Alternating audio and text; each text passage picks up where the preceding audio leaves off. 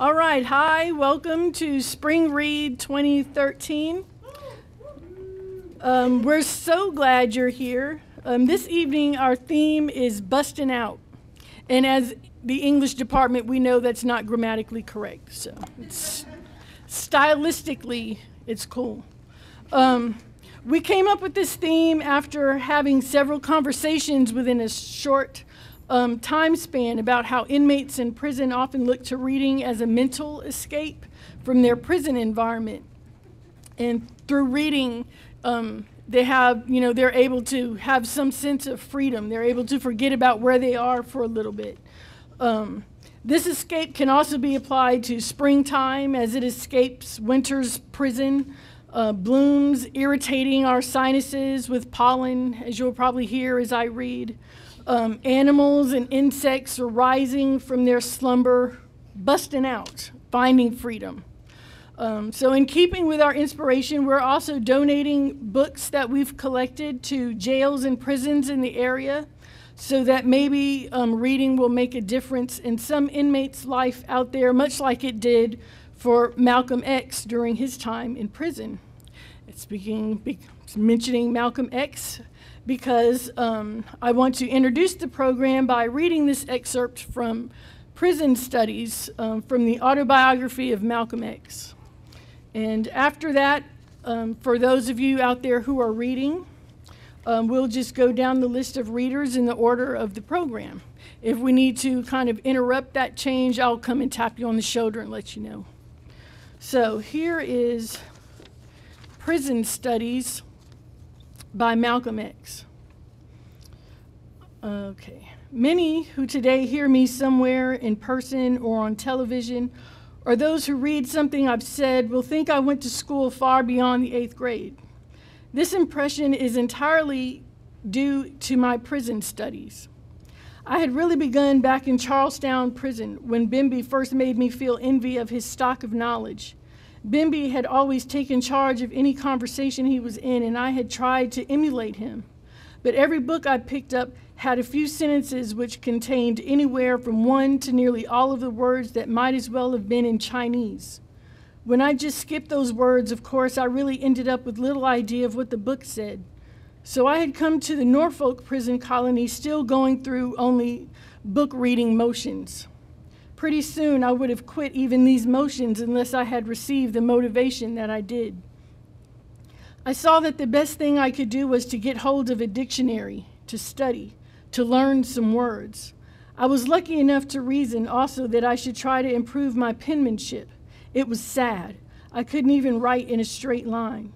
It was both ideas together that moved me to request a dictionary along with some tablets and pencils from the Norfolk Prison Colony School. I spent 2 days just rifling uncertainly through the dictionary's pages. I'd never realized so many words existed. I didn't know which words I needed to learn. Finally, just to start some kind of action, I began copying. In my slow, painstaking, ragged handwriting, I copied into my tablet everything printed on the first page, down to the punctuation marks. I believe it took me a day. Then, aloud, I read back to myself everything I'd written on the tablet. Over and over, aloud to myself, I read my own handwriting. I woke up the next morning thinking about those words, immensely proud to realize that not only had I written so much at one time, but I'd written words that I never knew were in the world. Moreover, with a little effort, I also could remember what many of these words meant. I reviewed the words whose meanings I didn't remember. Funny thing, from the dictionary first page now, that aardvark springs to my mind. The dictionary had a picture of it, a long-tailed, long-eared, burrowing African mammal which lives off termites caught by sticking out its tongue as an anteater does for ants. I was so fascinated that I went on. I copied the dictionary's next page, and the same experience came when I studied that. With every succeeding page, I also learned of people and places and events from history. Actually, the dictionary is like a miniature encyclopedia. Finally, the dictionary's A section had filled a whole tablet, and I went on to the B's. That was the way I started copying what eventually came to be the entire dictionary. I went a lot faster after so much practice helped me to pick up handwriting speed. Between what I wrote in my tablet and writing letters during the rest of my time in prison, I would guess I wrote 1,000,000 words. I suppose it was inevitable that as my word base broadened, I could for the first time pick up a book and read now, begin to understand what the book was saying. Anyone who has read a great deal can imagine the new world that opened. Let me tell you something. From then until I left that prison, in every free moment I had, if I was not reading in the library, I was reading on my bunk. You couldn't have gotten me out of books with a wedge. Between Mr. Muhammad's teachings, my correspondence, my visitors, and my reading of books, months passed without my even thinking about being imprisoned. In fact, up to them, I never had been so truly free in all my life. As you can imagine, especially in a prison where there was heavy emphasis on rehabilitation, an inmate was smiled upon if he demonstrated an unusually intense interest in books. There was a sizable number of well-read inmates, especially the popular debaters. Some were said by many to practically be walking encyclopedias. They were almost celebrities. No university would ask any student to devour literature as I did when this new world opened to me of being able to read and understand. I've often reflected on the new vistas that reading opened to me. I knew right there in prison that reading had changed forever the course of my life. As I see it today, the ability to read awoke inside me some long dormant craving to be mentally alive. I certainly wasn't seeking any degree, the way a college confers a status symbol upon its students. My homemade education gave me, with every additional book that I read, a little bit more sensitivity to the deafness, dumbness, and blindness that was afflicting the black race in America. Not long ago, an English writer telephoned me from London asking questions. One was, "What's your alma mater?" I told him, "Books." You will never catch me with a free 15 minutes in which I'm not studying something I feel I might be able to help the black man.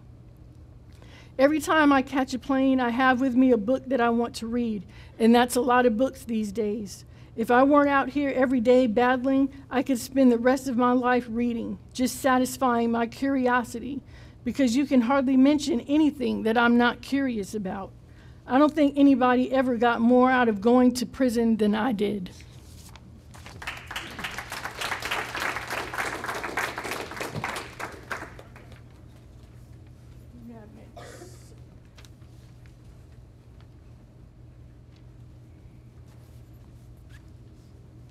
You've given up on that funny thing. You can bring that in closer. Hello. Can you hear me? No. Hello? Oh my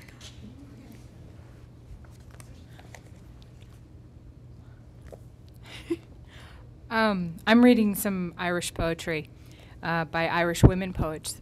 We just had St. Patrick's Day, where some of you may have had green alcoholic beverages or other shameful things. This first one's by Noala Ní Domhnaill, and I'm going to read the first little itty bit of it in Irish so you can get a sense of how it might have sounded in the original, and then I'll, of course, switch to the English, which most of us can understand. Really? Trat do cua ban a sol de montir morda, ave posta de shakit me blana escon, anglan erhi, ag schnav, saverig mor, la even saura. Once a lady of the old moors, married 7 years without a child, swam in the sea in summertime. She swam well, and the day was fine as Ireland ever saw. Not even a puff of wind in the air, all the day calm, all the sea smooth, a sheet of glass, supple. She struck out with strength for the breaking waves and frisked, elated by the world.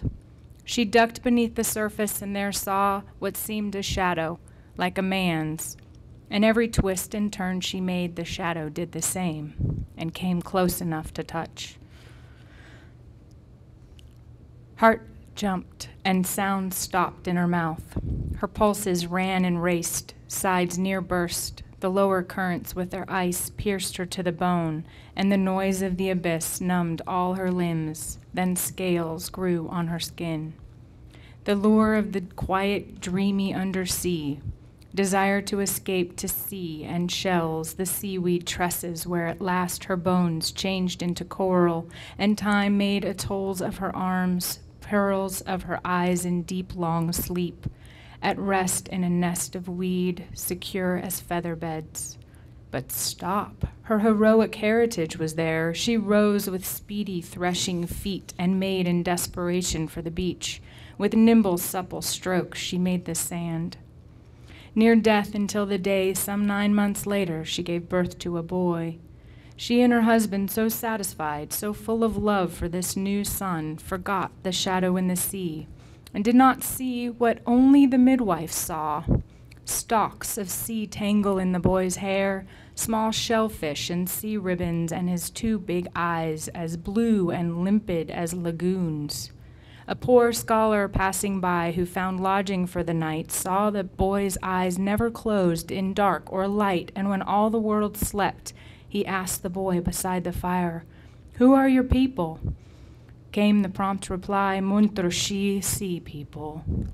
This same tale is told in the West, but the woman is an O'Flaherty, and 'tis the same in the South, where the lady's called O'Shea. But the tale is told on every coast. But whoever she was, I want to say that the fear she felt when the sea shadow followed her is the same fear that vexed the young woman, the young virgin, when she heard the angel's sweet bell, and in her womb was made flesh, by all accounts, the son of the god Mak Divi.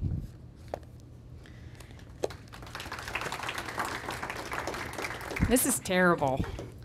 The next one, the other poem I want to read is by Eileen Niquilin, and it's called Gloss, and it's in English. But is that as distracting to you? I'm sorry. Gloss is a play on Irish. It both means gloss as in what we do with a poem, annotate it, and glossary, those kinds of terms come from the gloss, that's what we do in English. But gloss also means green in Irish, and it can mean lock, the mechanical lock. So you'll hear that play come through in some of this poem. Look at the scholar. He is still not gone to bed, raking the dictionaries, darting at locked presses, hunting for keys. He stacks the books to his oxter, walks across the room as stiff as a shelf. His night work to make the price of his release, 2 words as opposite as his and hers, which yet must be as close as the words close to its meaning in a Scots courtyard, close to the sailpeen ships, or as close as the note on the Ilian pipe to the same note on the fiddle, as close as the grain in the polished wood, as the finger bitten by the string, as the hairs of the bow bent by the repeated note. 2 words, closer to the bone than the words I was so proud of, embrace and strict to describe the twining of bone and flesh. The rags of language are streaming like weather vanes, like weeds in water they turn with the tide. As he turns back and forth the looking glass pages, the words pouring and slippery like the silk thighs of a tomcat pouring through the slit in the fence, lightly, until he reaches the language that has no word for his, no word for hers, and is brought up sudden like a boy in a story faced with a small locked door. Who is that he can hear panting on the other side?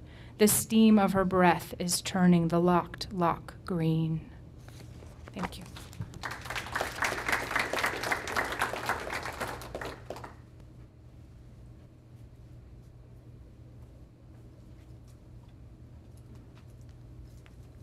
What's up, y'all? I am going to attempt to do my best Helene Rozovsky impression because this is right.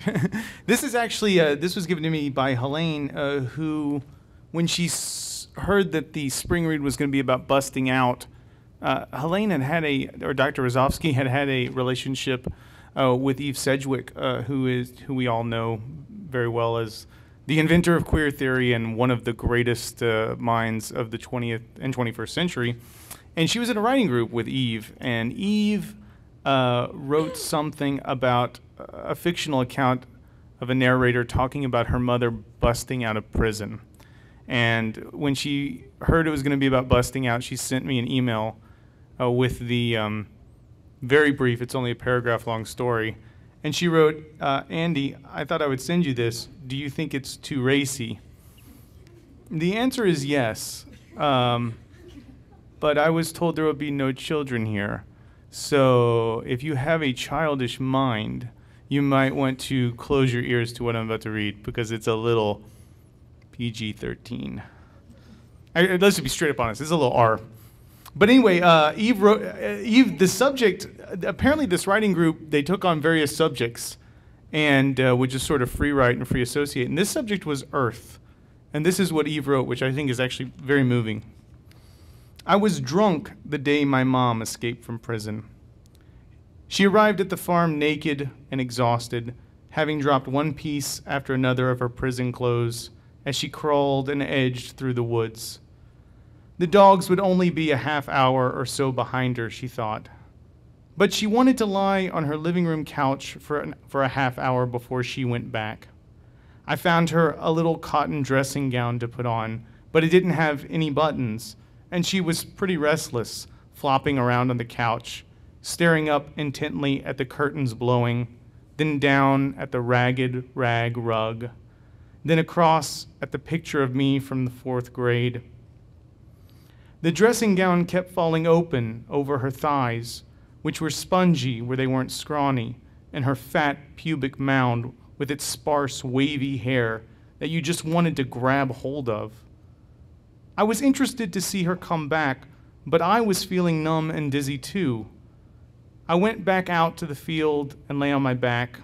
I could feel the bugs climbing up my legs, I thought.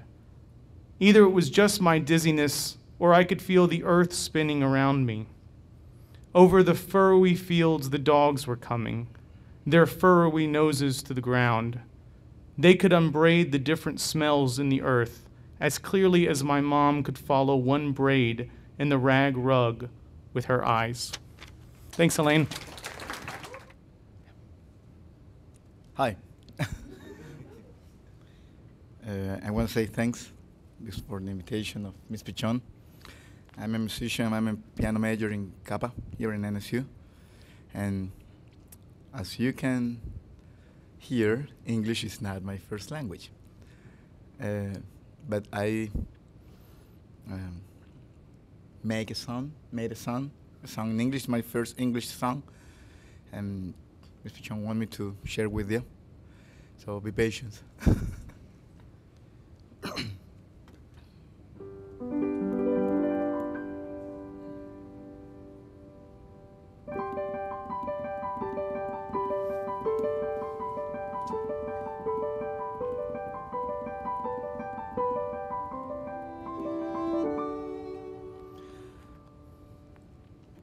This is the last gift that I promised. Just another song you can't forget, like the way you did with the rest of me. But before you leave, I wanna tell you this. Our story could have been like a fairy tale. You could have been the princess in my happy end. I could fight a dragon and I'll still prevail, and I'd build a castle just to see you rest. Before you're gone, I'm gonna let you know you are my perfect one. Before you're gone, you'll know my promised land is always where you are. Before you're gone, I'll do my best to make you stay. Before you're gone.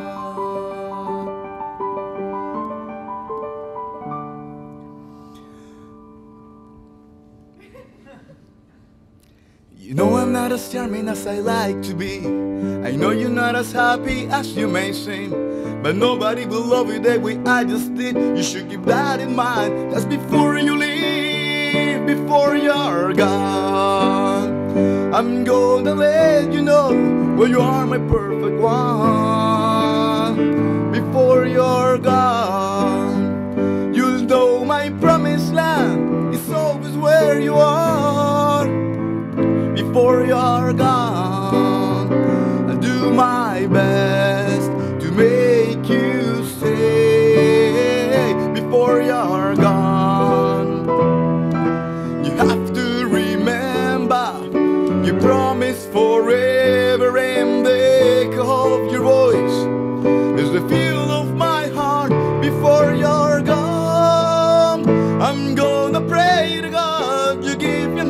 another chance before you're gone.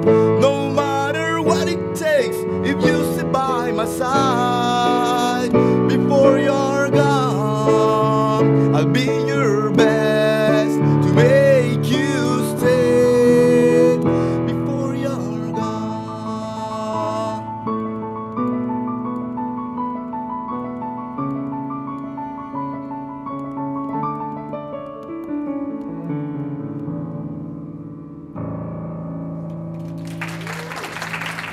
I forget to mention, I'm not a singer.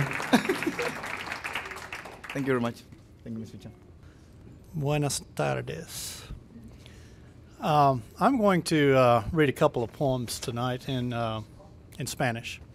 Going to start out with actually a selection from a play written in 1648 by Pedro Calderón de la Barca, La vida es sueño. The entire play is written in verse, in décimas, which are stanzas of 10 lines, 8 syllables. And so I'm going to read about 4 stanzas from the play, La vida es sueño. Probably need to give you a little background on the play. Sort of philosophical play where Segismundo, the main character, is sentenced to being imprisoned in a tower in the wilderness because when he was born, the sign said that he would be a tyrant as a king. His father was the king. So he grows up in the wilderness in a tower. His father decides to test him as he becomes older to see if the stars really are true, that the predictions would come out true, that he would be a tyrant. So they put him to sleep, drug him. He wakes up in the palace as king. He does turn out to be a tyrant because he has not been around people. So they drug him again, put him back to sleep. He wakes up again in the tower in the wilderness. And so the part that I'm going to read here is after he's back in the prison, where he's trying to figure out if what he had experienced was a dream or whether it was real. And it's sort of his justification for being a prisoner. So anyway, we'll start out with Calderón de la Barca.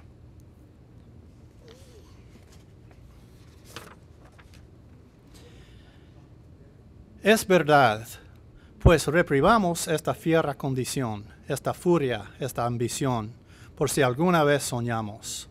Y sí haremos, pues estamos en mundo tan singular que el vivir solo es soñar, y la experiencia me enseña que el hombre que vive sueña lo que es hasta despertar.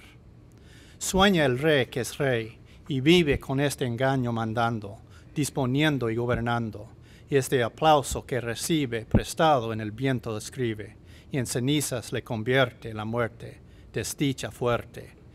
¿Qué hay quien intente reinar viendo que ha de despertar en el sueño de la muerte? Sueña el rico en su riqueza, que más cuidados le ofrece. Sueña el pobre que padece su miseria y su pobreza. Sueña el que medrar empieza.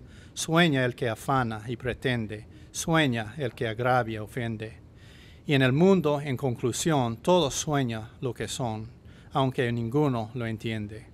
Yo sueño que estoy aquí, de estas prisiones cargado, y soñé que en otro estado más lisonjero me vi. ¿Qué es la vida? Un frenesí. ¿Qué es la vida? Una ilusión, una sombra, una ficción. Y el mayor bien es pequeño, que toda la vida es sueño, y los sueños, sueños son.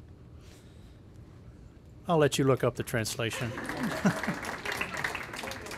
Actually, you can find a very good translation in the Norton Anthology of World Masterpieces. The second poem I'd like to write is about 400 years later by the great Chilean poet Pablo Neruda, which I have to do every year, so sorry. I am going to read you the English translation of the poem first, and then I'll read the Spanish last. The poem is entitled simply Poetry. And it was at that age poetry arrived in search of me. I don't know where it came from winter or a river. I don't know how or when. No, they were not voices, they were not words nor silence, but from a street I was summoned, from the branches of night, abruptly from the others, among violent fires or returning alone. There I was without a face, and it touched me. I did not know what to say. My mouth had no way with names. My eyes were blind. And something started in my soul, fever or forgotten wings. And I made my own way, deciphering that fire. And I wrote the first faint line. Faint, without substance, pure nonsense, pure wisdom of someone who knows nothing. And suddenly I saw the heavens unfastened and open, planets, palpitating plantations, shadow perforated, riddled with arrows, fire and flowers, the winding night, the universe. And I, infinitesimal being, drunk with the great starry void, likeness, image of mystery, felt myself a pure part of the abyss. I wheeled with the stars. My heart broke loose on the wind. Poesía. Y fue a esa edad, llegó la poesía a buscarme. No sé de dónde salió, de invierno o río. No sé cómo ni cuándo.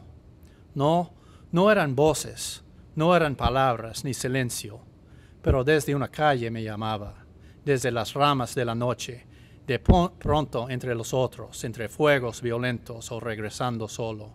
Allí estaba, sin rostro, y me tocaba.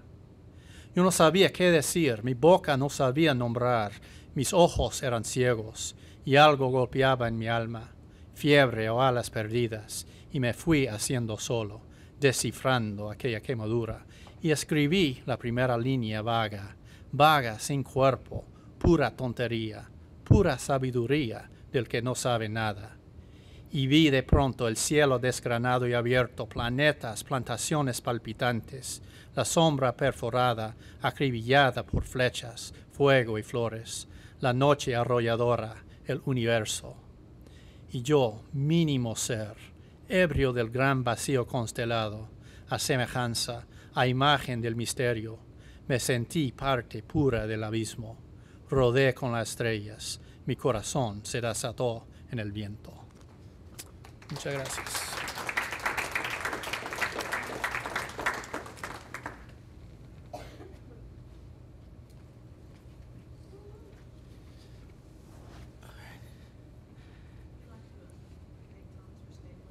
Yeah, I staple my paper. Thanks, Missy. All right, so this is a piece from a novel I'm writing, and it's the moment in the first chapter where our protagonist sees the girl that, of course, will be the cause of all his problems, but there's also the girl who causes him to bust out. So here we go. I hate the smell of stale cigarette smoke. Who doesn't, except those people who have been smoking so long they can't smell anything anymore. Before my dad died, he used to complain that Coke wasn't as sweet as it was when he was a kid. It may not have been. Of course, he'd been smoking 2 packs a day for 30 years. I hated the smell of our house.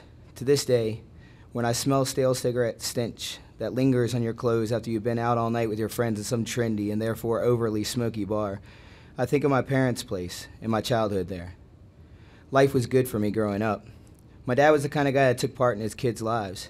He coached Little League, took the scouts camping, and barbecued every weekend during the summer. My mom was president of the PTA. She was expected to do that because in her generation it was split between working moms and non-working moms. Since she didn't have a regular job, she had to pick up the slack for families with 2 working parents who didn't have time to be parents, employees, spouses, and PTA members and still be able to get up in the morning and do it all again. I was lucky. When I got home from school, which was 3:15 every afternoon, except Wednesdays when my brother and I would try to hide from her so we could miss piano lessons, she was there. Now don't get me wrong, we weren't the Cleavers. There were no milk and cookies waiting for us on the table. We had to get those ourselves, which typically meant I got 2 bottles of Coke out of the fridge while my brother grabbed a bag of Chips Ahoy from the cookie drawer. Mom was usually watching General Hospital, which meant we had to play quietly, an impossible task for any young boy, especially one with a torturer for an older brother. So we had to go outside and keep ourselves busy. I always wanted to go outside. I grew addicted to the smell of fresh valley air. It was so much better than the smell that permeated every piece of fabric in my house.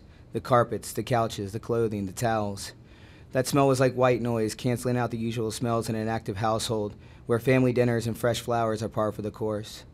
So my aversion to that smell had me sitting out on my fire escape on a cold October night at 2 a.m., whistling some top 40 tune, shivering myself thin, smoking a cigarette. I couldn't live with that smell in my apartment, but I couldn't stop the craving, so there I was when I heard an accentuated melody over my head. Her name was Lola, she was a showgirl. The Hispanic accent chirped in that playful way the birds in spring used to express their pleasure in returning home after their migrations to the south. In that cold, it was invigorating to my soul. I felt uplifted somehow, beyond the gray that had filled the skies of New York for the past week, and into a warmth that's comparable only with that sun that stares intently through your window and onto the couch where your cat waits for it to see her. I sat and listened to her finish the verse and zoom into the chorus before I flicked my button to the deserted street below and opened the window to my apartment. The noise startled her, and her sweet singing came to an abrupt halt mid-word. She stared down at me through the grating, but not with the cold malice of someone offended or caught off guard. In fact, she seemed amused she had had an audience. But she did not continue singing. She just stared. I wasn't nervous, as I might have been normally when someone stares. Instead, I was calmed by the gentle curiosity implicit in her dark brown eyes. Eyes so dark, the pupils so large and looming, interested in the world, interested in me. I didn't feel the need to speak either. Instead, I stared up at her, fighting the grating to get a clear picture. She was relaxed and seemed to see me perfectly, but I had to squint and scrunch up my face to see her better and lock into her stare.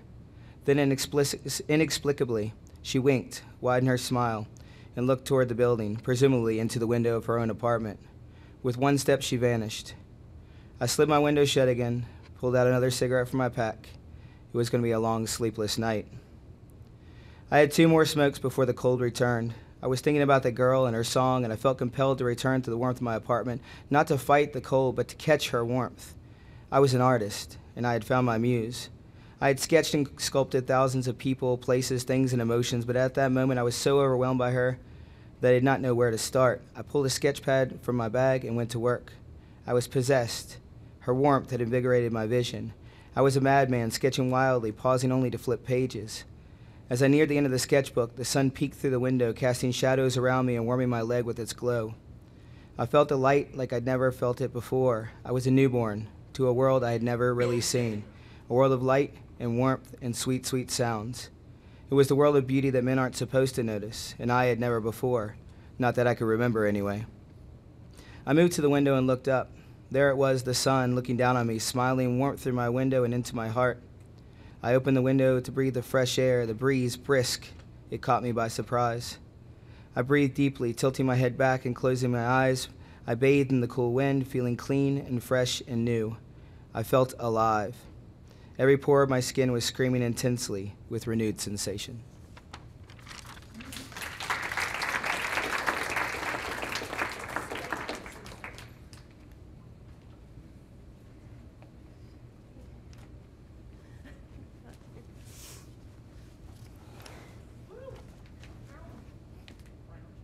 Hello.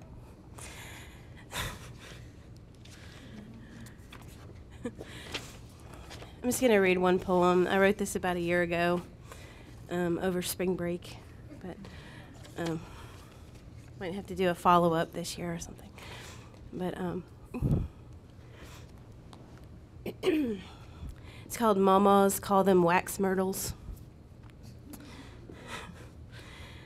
A minty fragrance is in the air on my skin after I spend hours of my university spring break trimming these trees. Morella cerifera. Mamas call them wax myrtles. I wonder if the garbage collectors will notice their scent, too, when they load them into their smelly trucks to haul them away early Tuesday morning. This particular tree has a need for frequent pruning, while I have a need to avoid spending my day off standing on the front lawn holding loppers and worrying that my pants are slipping down off my behind just as my neighbor is passing by on a walk with her 3 toy poodles. True. Luckily, this species can tolerate the abuse of a hack job I call pruning. I think about my friends who called last summer to ask for its trimmings, but took only what they needed back to their house on Cane River, shoving branches under couches, burying them under beds, because mamas also say a wax myrtle gets rid of your fleas, cures diarrhea and seizures, and makes good bayberry candles at Christmas. The people who built my house planted this little tree on each corner of its slab. Even though a forest fire would love to feast on it, its fragrant oils reacting like diesel poured over a bonfire on the levee. But nothing can kill a wax myrtle's roots, with their thick nodules and feisty new shoots determined to share their peppermint scent. This tree is tough, but it smells nice. I wouldn't mind that reputation.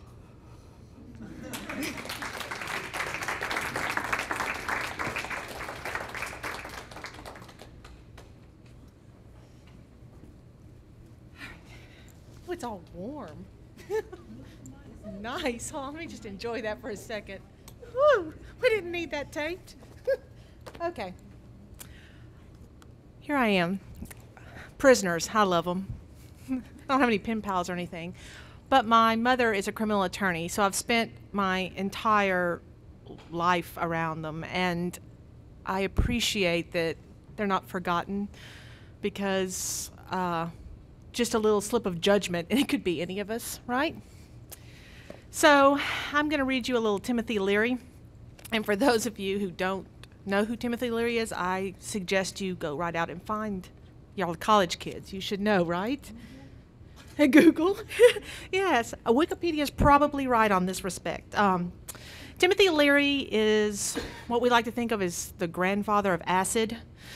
He led the LSD movement, the religion that was LSD. So you were busting out of yourself when you took that little beautiful piece of paper and placed it under your tongue, hypothetically.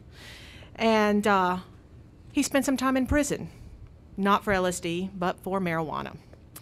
And on the morning of September 13th, 1970, Timothy Leary escaped from the California prison where he had served 7 months of a possible 10-year sentence for possession of marijuana.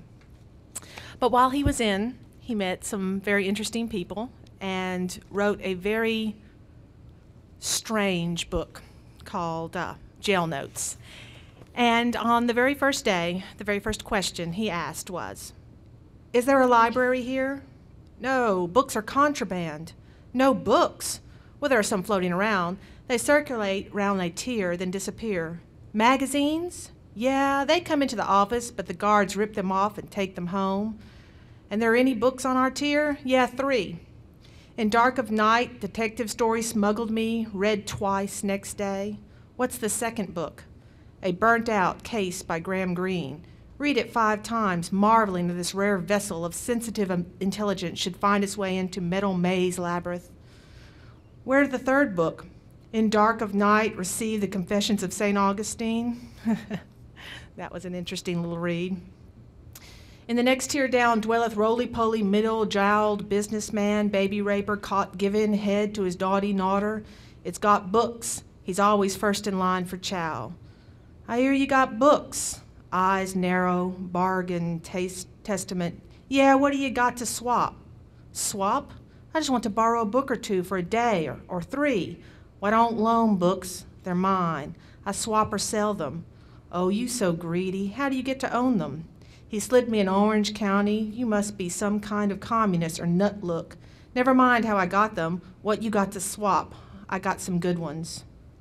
Genesis of capitalism. God's goods flow easily among carefree natives until some clever, jowly, first-in-line chow-belly child molester starts hoarding, creates artificial storage, stops free flow, and we're in business. Property. Why books? Because there's little else to hoard. Someone gives me some hash, and I spend an afternoon bunk meditating. Fahrenheit 451 come true. I knew he shouldn't see such movies, spooky real cans, diddling, create a state of reality. Outside, these men scorn books. Here, they become currency. Books forbidden, hunger for written word. There's one book they allow us to have. Oh yeah, gimme, gimme, gimme, what is it? The Bible. Pre-evil forests of Canada leveled, crackly ocean of word paper, science fiction fascist state declare books contraband, only one book left, One Cup of Words. The movie you are now in, produced by Salvation Army, directed by Billy Graham, entitled The Wages of Gideon's Revenge. Down on your boy, see who has the power now. Repent, sinner. If you were marooned on a desert island, what book would you ask for? Do you want the Bible? No. sit locked in a metal box 4 foot wide, 12 foot long, 10 foot high, arrange mattress so it's cushioned metal stool, place yellow legal pad on metal shelf and start writing. In the beginning, there was a half a twin soul, and a self and a cell, and a pen-celled words came rightfully. For 9 relays and writes my murky pal, shadow glow, sharpening pencil with a razor blade, held in matched cardboard, wrote story of jailhouse and the detailed plan for overthrowing the government of the United States. Right now, blueprint for children's revolt. Smoking cigarettes, writing in new, careful, legible script, eating candy bars, when hand cramp, look at pale face and mirror yoga, fall a bed, eat meals. Reading is strictly contraband. Reading. But writing books, it's worse. Must hide a peek under bed, wait for lawyers to smuggle out. And that's what acid does to you. I did find it interesting, though, that he asked for books right off. And whereas nowadays they can enjoy books and a time to escape and learn, there was a time when even books were not allowed. And then I wasn't going to read this. I have absolutely no idea what it has to do with anything except for busting out of the States. But I promised someone in the very back at a round table that I would. So please forgive. This is a dedication. I had a dream the other night, and it was about a friend of mine who lives outside of London, and there were many other pieces to the dream, so I wrote to her. I had a dream about you, an art show, London, the big book of vaginas, a strawberry shortcake lunchbox, and a beautiful man who was also a werewolf that licked my neck in his human form like a pro. What does it mean? She says, I think it means you'll come to London to see my show that I will do about vaginas. Because you'll get a low-cost flight, you'll have to bring your own lunch. And as you come through customs at Heathrow, Werewolves of London will be playing. Your dream is totally doable. It's more a premonition than a dream. So, see you once I've done all the vagina drawings. Later on, she says, I can hear it. Werewolves of London playing in the distance. Have you booked Warren Zevon?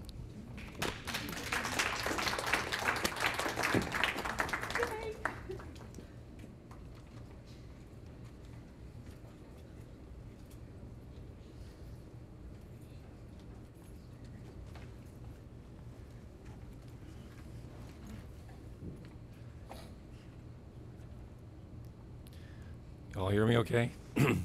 My voice is not with it today, so hope you'll bear with me. I'm originally from Dayton, Ohio. Whoa. That would come off much better if my voice were anywhere near normal. And there are several famous writers from there, but one is Paul Laurence Dunbar. I'm not reading him today. Because I read some of his stuff, and I said, I don't think I could do this justice because the dialect was not one that I knew. So I went online. I love flash fiction. I read some last year, and I just went online and Googled flash fiction and found this online magazine called Flash Fiction Online. And the March issue had a classic flash, Violets, by I didn't read the name of the author, actually, and I read the story and said, oh, this is okay. And then I read the biography at the end. It was written by Alice Ruth Moore Dunbar Nelson, the first wife, whose first husband was Paul Laurence Dunbar. And I said, well, that's just serendipity. I'm going to have to read this. So I'm reading Dunbar, one way or another, I'm reading Dunbar today. So this was written over 100 years ago, so some of the language is quaint, interesting. It's called Violets by Alice Dunbar Nelson. And she tied a bunch of violets with a tress of her pretty brown hair. She sat in a yellow glow of the lamplight, softly humming these words. It was Easter evening, and the newly risen spring world was slowly sinking to a gentle, rosy, opalescent slumber, sweetly tired of the joy which had pervaded it all day. For in the dawn of the perfect morn it had risen, stretched out its arms in glorious happiness to greet the Savior and set its hallelujahs, merrily trilling out carols of bird and organ and flower song. But the evening had come, and rest. There was a letter lying on the table. It read, Dear, I send you this little bunch of flowers as my Easter token. Perhaps you may not be able to read their meaning, so I'll tell you. Violets, you know, are my favorite flowers. Dear little human-faced things. They seem always as if about to whisper a love word, and then they signify that thought which passes always between you and me. The orange blossoms, you know their meaning. The little pinks are the flowers you love. The evergreen leaf is a symbol of the endurance of our affection. And the tuberoses I put in, because once when you kissed and pressed me close in your arms, I had a bunch of tuberoses on my bosom, and the heavy fragrance of their crushed loveliness has always lived in my memory.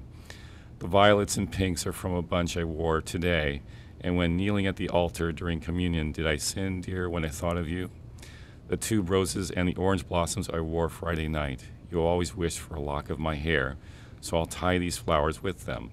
But there, it is not stable enough. Let me wrap them with a bit of ribbon, pale blue, from that little dress I wore last winter to the dance, when we had such a long, sweet talk in that forgotten nook. You always loved that dress, and it fell in such soft ruffles away from the throat and blossoms. You called me your little forget-me-not that night. I laid the flowers away for a while in our favorite book, Byron, just at the poem we loved best. And now I send them to you. Keep them always in remembrance of me, and if aught should occur to separate us, press these flowers to your lips, and I will be with you in spirit, permeating your heart with unutterable love and happiness. It is Easter again. As of old, the joyous bells clang out the glad news of the resurrection. The giddy, dancing sunbeams laugh riotously in field and street. Birds carol their sweet twitterings everywhere. And the heavy perfume of flowers scents the golden atmosphere with inspiring fragrance. One long golden sunbeam steals silently into a white-curtained window of a quiet room and lay athwart a sleeping face. Cold, pale, still, its fair young face pressed against the stain-lined casket. Slender white fingers, idle now, that had never known rest, locked softly over a bunch of violets, violets and tuberoses in her soft brown hair, violets in the bosom of her long white gown, violets and tuberoses and orange blossoms banked everywhere until the air was filled with the ascending souls of the human flowers. Some whispered that a broken heart had ceased to flutter in that still young form, and that it was a mercy for the soul to ascend on the slender sunbeam. Today she kneels at the throne of heaven, where 1 year ago she had communed at an earthly altar. Far away in a distant city, a man, carelessly looking among some papers, turned over a faded bunch of flowers tied with a blue ribbon and a lock of hair. He paused meditatively a while, then turning to the regal-looking woman lounging before the fire, he asked, and it's hard for me not to laugh when I say this, "Wife, did you ever send me these?" She raised her great black eyes to his with a gesture of ineffable disdain and replied languidly, "For you know very well I can't bear flowers. How could I ever send such sentimental trash to anyone? Throw them in the fire." And the Easter bells chimed a solemn requiem as the flowers so slowly licked up the faded violets. Was it merely fancy on the wife's part, or did the husband really sigh? A long, quivering breath of remembrance.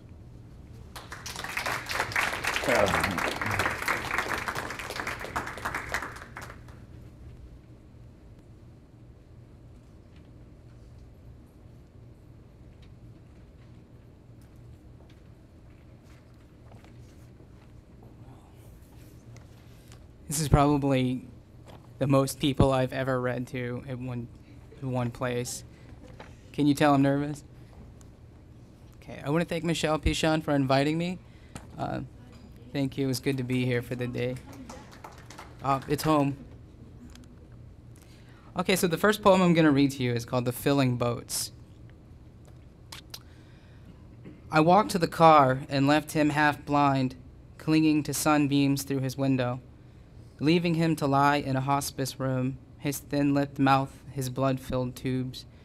On the ride back home, I drove to the bay, where the Gulf meets the marble sea, and cupped froth in my hands as the waves, boundless and reaching, collapsed upon each other, like arms and legs, like patients waiting to die. The dead wait in their filling boats, the yellow phlegm that floods their lungs against their chests, the gurgle of their labored breath, the dreadful rowing toward formless light. Seagulls dive against the rotten wind, the same wind that steers us toward dark deep. What we love will leave us, but not at once. Their faces call to us in confidence, then dim to sink.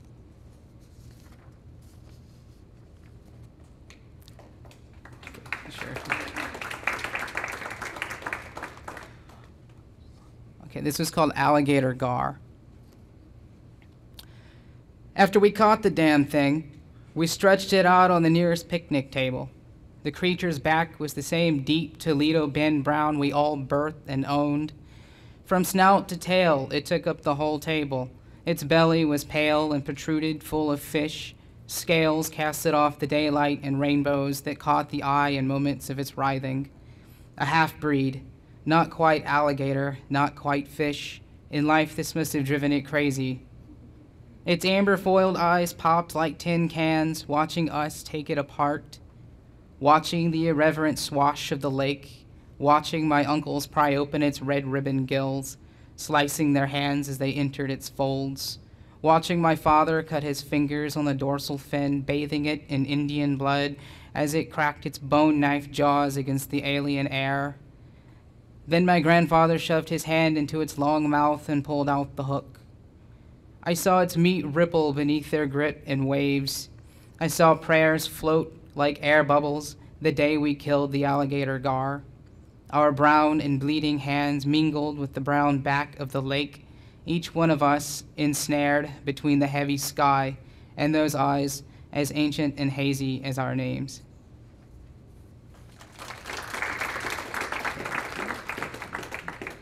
Okay, and this is the last one. This is called Toledo Res. And the reference is to the Toledo Bend recreational area in Sabine Parish. Waves break from the bottom of powerboats and glide toward the shore like rolling hills of fish. The roofs of houses jut out of the lake's flesh like shards where Indians dance in its belly like prize-winning bass, like New Orleans in late August, like bodies turned into fish. Mossy stumps break the noontime shimmer of the waves of Toledo Bend like crooked teeth. The Indians dancing down there have a brownness that hangs from their bones like sacks of loot and corn, like tamales and welfare, like whiskey and crosses. And of my grandmother's feet, pounding the mud, dancing the catfish dance as my grandfather sings and swims through the hollowed-out cars and trucks of the flooded junkyard forests of my ancestors. Their bronzy eyes watch the golden green waves rush up the beach like foamy fences marking the border of an underwater reservation. They say that when the lake was built, all the Indians living there had to learn to swim. They have unstuck themselves from the trophy wall that has kept them stuffed and marble-eyed for 500 years. They have pulled out the hooks and chanted the names of the dead from the bottom of the lake. They have stretched out their powerful fins and crawled from the mud of Toledo Bend, without words, without drums, without songs, without skins, to tear through the black tarry nights of oil fields, to smoke the sweet burning of the Marlboro Man, to sweat the sawmills in the end of the piney woods, to sniff the banks of Toledo Res for old Milwaukee in the howling Coon Ridge night. There's blood in the mud from the changing. Over time, it will harden into clay, a shard of reddish brown pottery to prove they were here at all. Thank you.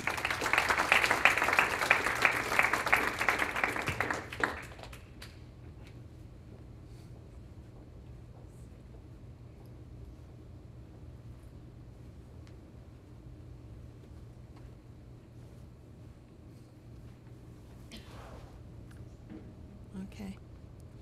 Not fair to make me go after my former student, Thomas. Wow.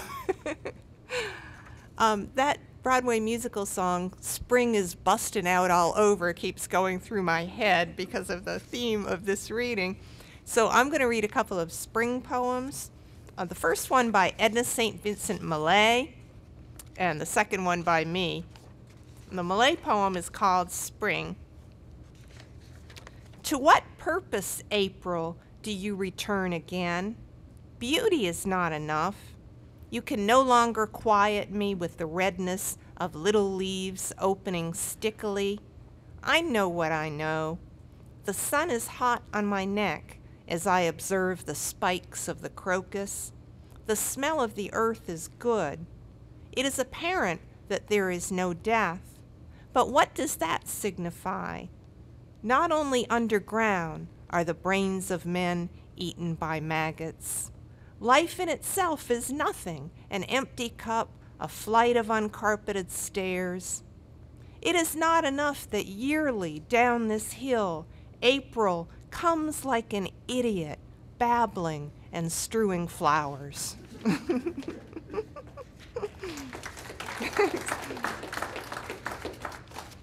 When I was growing up, we had 2 books of poetry in my parents' house, one by Millay and one by Robert Frost, and I read both of them hundreds of times, so I have a kind of special feeling toward her work. This is one that I wrote when I was, I guess, 22, going for my master's at Boston University and living just off Kenmore Square, not far from the Red Sox Stadium, Fenway Park. This is spring Fenway Park. Back then, you could get a really cheap bleacher seat, it was like $4 or something to go watch a game. Rainbow confetti in my hair, another beer. I'm feeling lazy as the pale blue balloon above the infield. I could fall in love with pictures' long bodies forever. Stretched gum, a carved heart in my green wooden chair.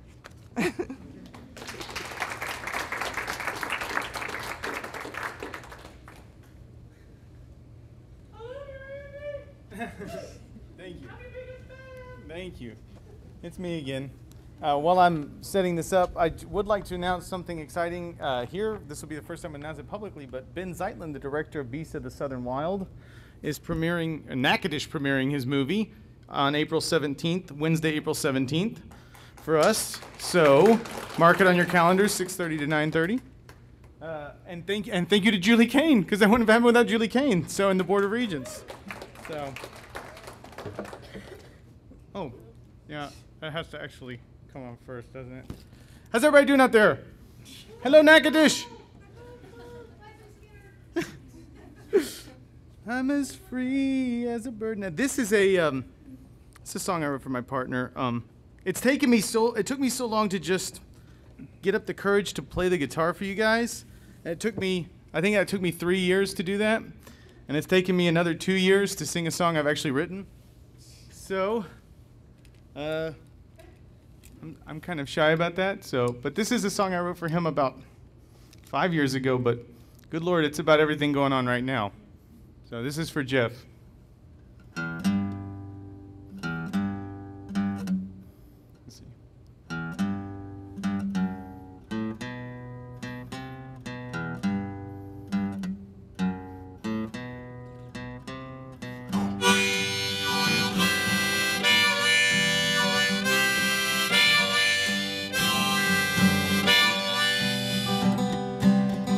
I stare at loneliness, an old man with a hat, boots, and tie.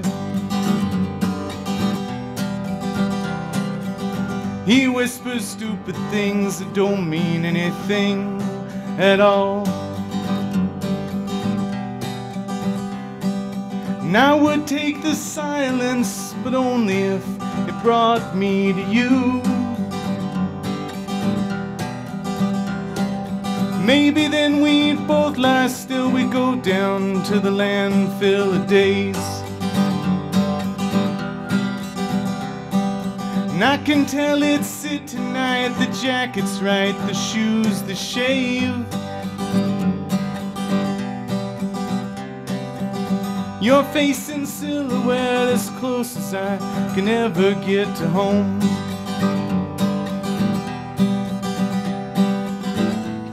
I want to take you out and wear you like a wedding ring round town.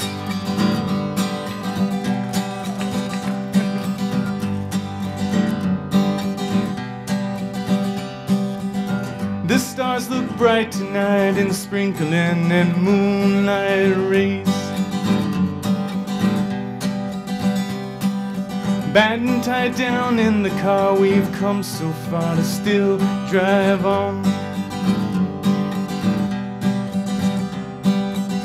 The exit's up ahead, it's round, it's red, it's blocking the sky. You wear me on your arm, your good luck charm, your proud and only one.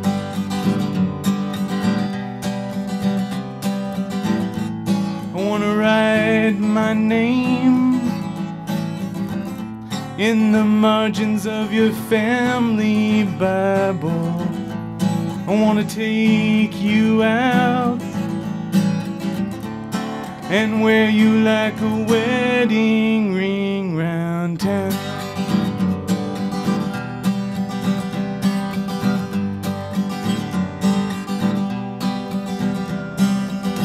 I stare at loneliness, an old man with a hat, boots and tie.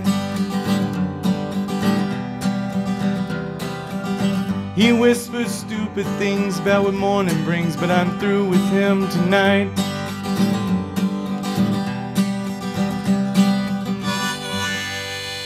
Marriage equality. Thank you. I brought the microphone down. Thanks, guys. I literally may have broken this microphone. No, no way. How does it go? I don't know. Maybe we can just hold it. There. I think. It doesn't matter, I'm last. I'll just hold it.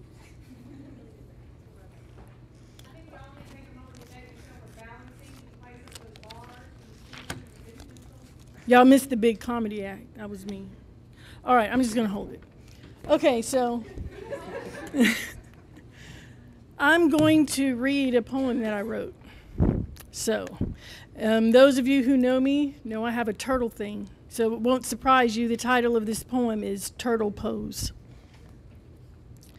Morning, walking, I am moving and breathing and being. I stop, still, watching. A tiny turtle sits, is still, is breathing, is being. His neck extended, stretching, long, reaching upward.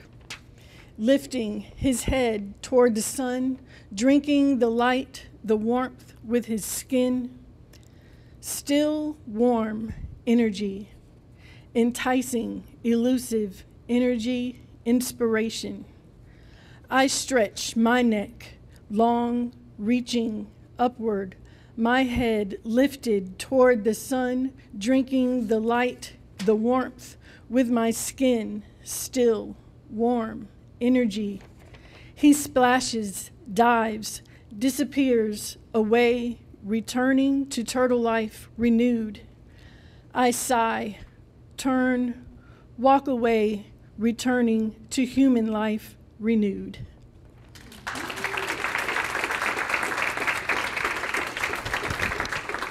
So that is the end of Spring Read. Thank you all again for coming. I want to especially thank David Antilli for taking time out of his very busy schedule to come and film us.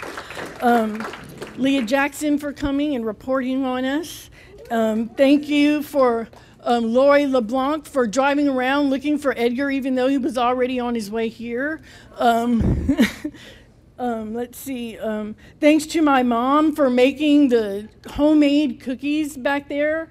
Thanks to all the readers and musicians. And this is great as always. And I want to close with words from Eldridge Cleaver, who also wrote famously from a prison. This is a quote by him. He says, "The price of hating other human beings is loving oneself less." So remember that. Enjoy yourself. There's refreshments in the back. Thank you all for coming.